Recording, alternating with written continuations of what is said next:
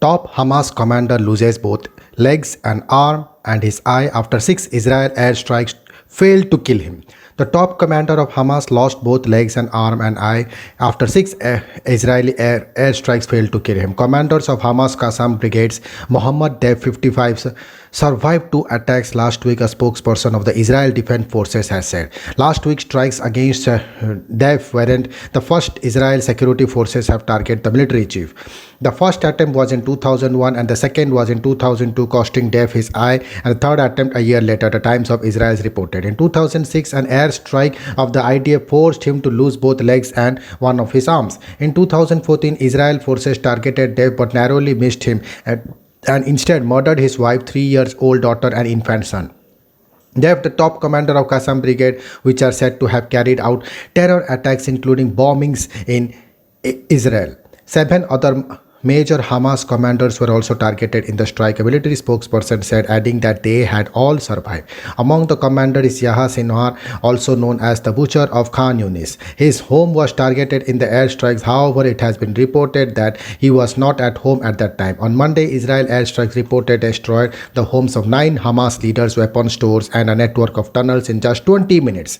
The Israel Air Force claimed Monday's strike killed Hussam Abu Habib, the commander of the Palestinian Islamic Jihad Northern Division.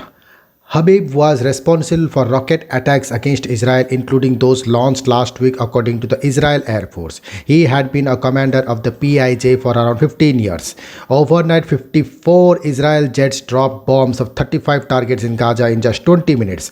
The Israel Defense Forces said the airstrikes had hit around 9 miles of tunnels used by Hamas, referred to the metro, as well as the homes of top Hamas commanders, which were also used to store weapons. The IDF detailed the hit list of commanders and called for more time to continue to hunt amid the growing pressure of ceasefire. There have been international calls for ceasefire, with France proposing a resolution with the United Nations Security Council.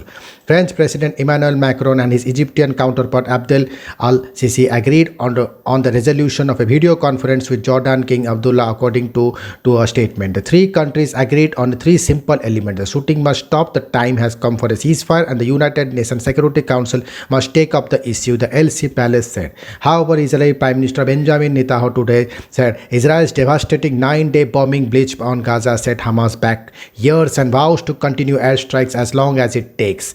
Yesterday, the Israel Prime Minister said Hamas has experienced unexpected blows and the operations would continue for as long as it restores calm. He added, "We are not standing with a stopwatch, we are taking care of the operation objectives." The 11 children killed in their homes and airstrikes on Gaza in the past week are part of the program which aims to help youngsters deal with trauma, according to a humanitarian organization. Aged between 5 and 15, there were 60 children killed in the violence. A spokesperson for the Norwegian Refugee Council, which was behind the project, said the group was devastated by the children's death. They are now gone, killed their families, buried with their dreams and their nightmares. They haunted them. We call on Israel to stop the madness. Children must be protected. Their homes must not be targeted. Schools must not be targets. Some of these children and their families stop bombing them now, said the Norwegian Refugee Council Secretary General chair. So far, at least 219 people, including almost 100 women and children, have been killed in Gaza so far, according to the health ministry. Israel forces insist they attempt to strike against terrorist forces and leaders, but the collateral damage is mounting amid fears of a new humanitarian crisis in Gaza. Thank you.